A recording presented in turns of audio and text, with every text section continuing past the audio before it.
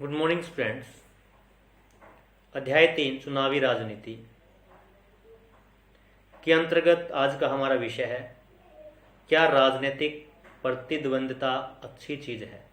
कि राजनीति के अंदर जो ये प्रतियोगिता, चुनाव के दौरान जो ये प्रतियोगिता आपस में होती है, विभिन्न पार्टियां चुनाव जीतने के लिए एड़ी चोटी का जोर लगा देती है, या उनके बीच में जो आपस में जो कंपटीशन होता है, प्रतिस्पर्धा होती है, ये अच्छी चीज़ है या बुरी चीज़ है, इसके ऊपर ही आज का जो आप हमारा जो विषय है वो निर्भर है, या उसी के बारे में हम जानेंगे।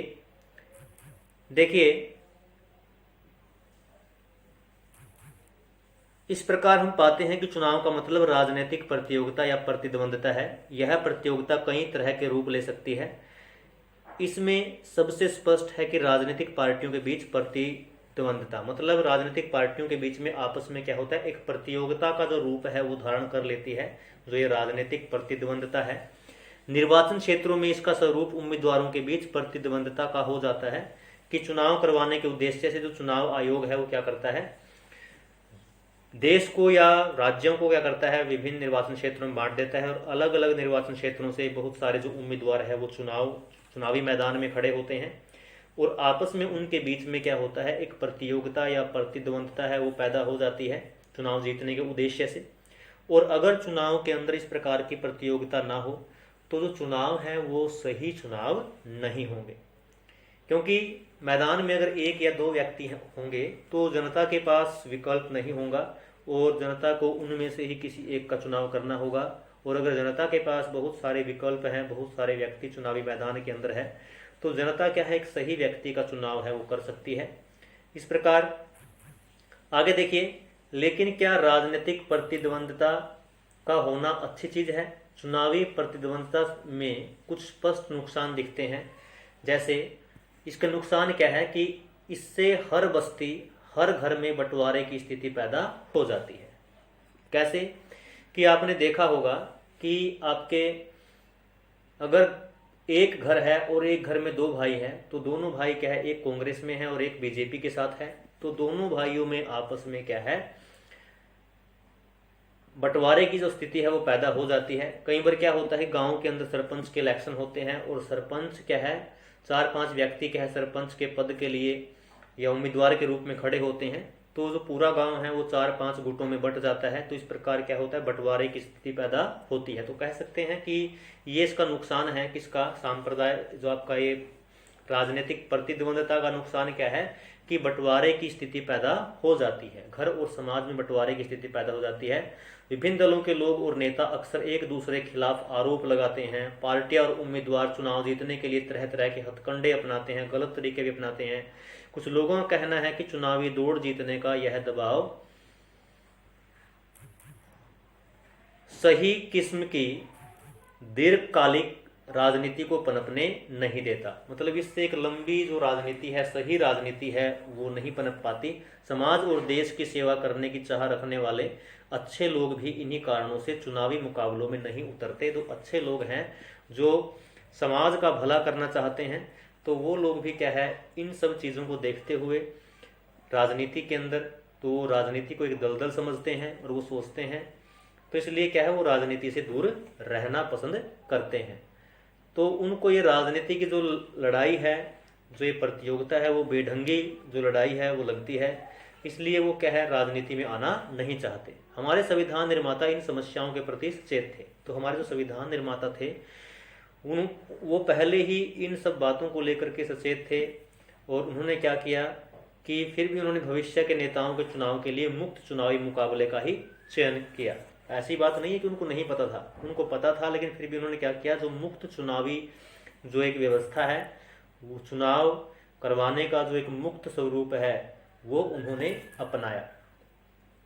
उन्होंने ऐसा इसलिए किया क्योंकि दीर्घकालिक रूप से यही व्यवस्था बेहतर काम कर सकती है। लंबे समय तक अगर क्या है, राजनीतिक जो परिस्थितियां पैदा करनी है या राजनीति करनी है, तो यही व्यवस्था काम आ सकती है।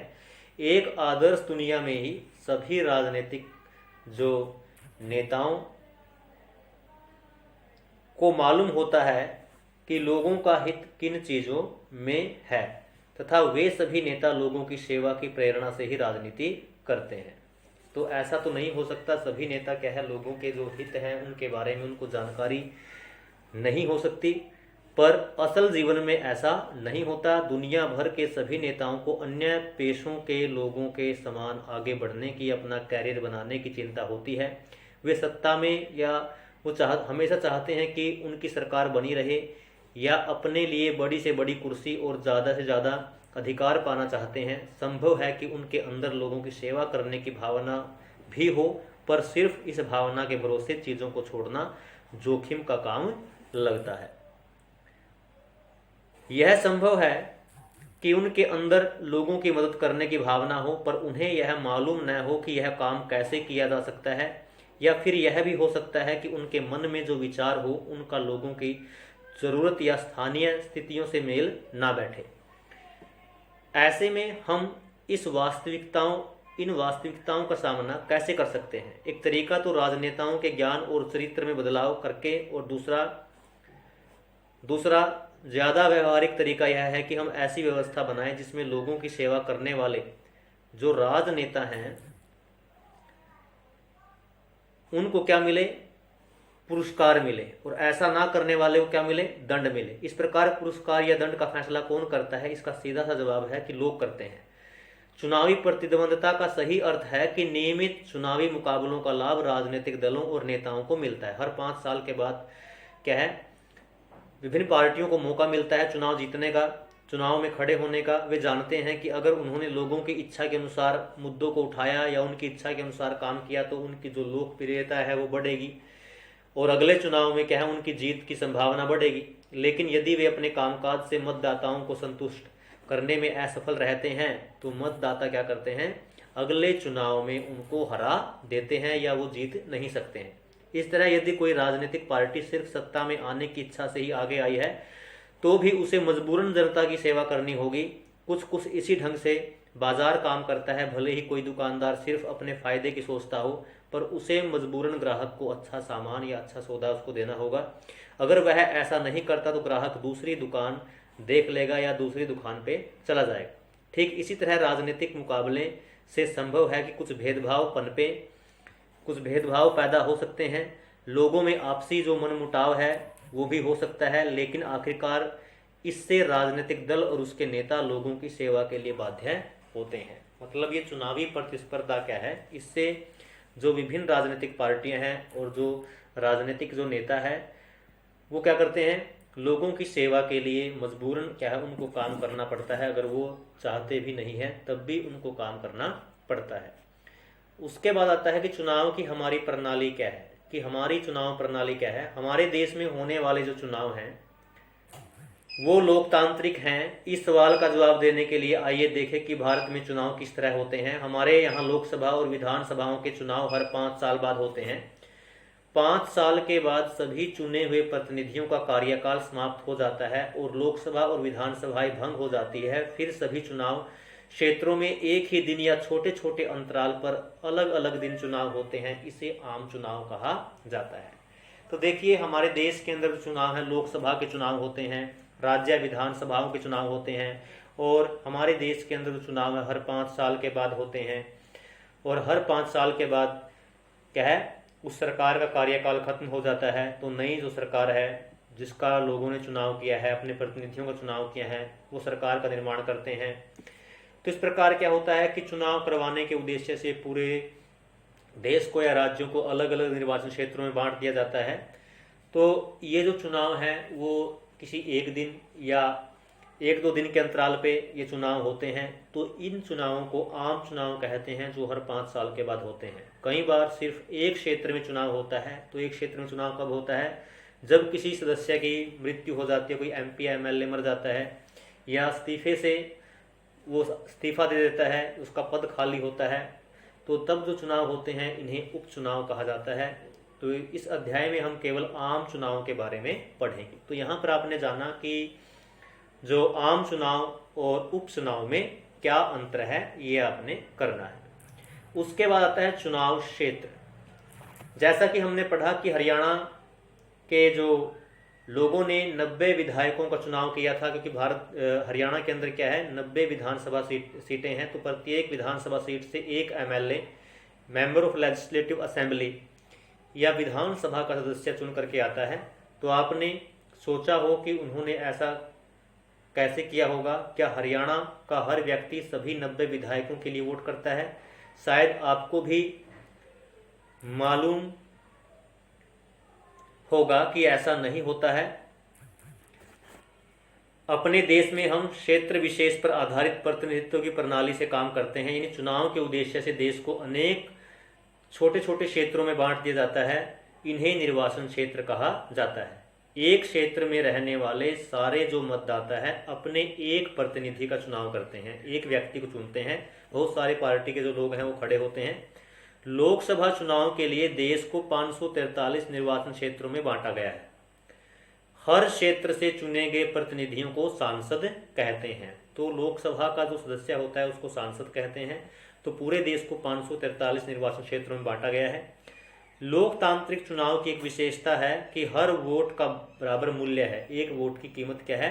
एक ही है। इसलिए हमारे संविधान में यह व्यवस्था है कि हर चुनाव क्षेत्र में मतदाताओं की संख्या काफी हद तक क्या हो? एक समान हो। तो हर एक चुनाव क्षेत्र में जो मतदाता हैं उनकी संख्या क्या होती है? एक समान होती है। इसी हिसाब से क्या है, विभिन्न निर्वाचन क्षेत्रों को बांट दिया जाता है। इसी प्रकार प्रत्येक राज्य को उसकी विधानसभा की सीटों के हिसाब से बांट दिया गया है। जैसे हरियाणा के अंदर 90 विधानसभा सीटें हैं, तो 90 छोटे छोटे निर्वाचन क्षेत्रों के अंदर उसको बांट दिया जाता है। इन सीटों से निर्वाचित प्रतिनिधियों को विधायक कहते हैं। तो एक सीट से जो व्यक्ति जीत करके आता है उसको विधायक बोलते हैं, एमएलए बोलते हैं। तो प्रत्येक संसदीय निर्वाचन क्षेत्र में विधानसभा के कई निर्वाचन क्षेत्र आते हैं। जैसे एक संसदीय क्षेत्र है जहां से एमपी चुन करके जाता है, तो उसमें बहुत सारे आपके क्या है, विधानसभा के जो क्षेत्र हैं वो हो सकते हैं। पंचायतों,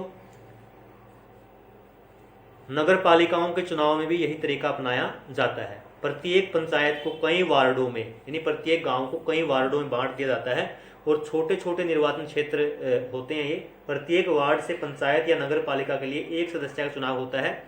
तो गांव के अंदर जिस व्यक्ति का चुनाव होता है उसको पंच बोलते हैं और उसको नगर पालिका या नगर निगम का सदस्य कहते हैं। इस प्रकार कई बार निर्वाचन क्षेत्रों को सीट भी कहा जाता है। इस सीट से कौन खड़ा है, इस सीट से कौन हारा, कौन जीता, ये आपने आम सुना होगा। कई बार निर्वाचन क्षेत्रों को सीट भी कहते हैं क्योंकि हर क्षेत्र संसद या विधानसभा की एक सीट का प्रतिनिधित्व करता है। इसलिए हम जब कहते हैं कि लोकदल ने हरियाणा में 60 सीटें जीती, इसका मतलब है कि विधानसभा की 60 निर्वाचन क्षेत्रों से लोकदल के 60 लोग जीतकर राज्य विधानसभा में पहुंचे हैं। उसके बाद अगला जो हमारा टॉपिक रहेगा वो रहेगा आरक्षित निर्वाचन क्षेत्र क्या होता है। इसके विषय में अगले वीडियो में हम जानेंगे। धन्यवाद।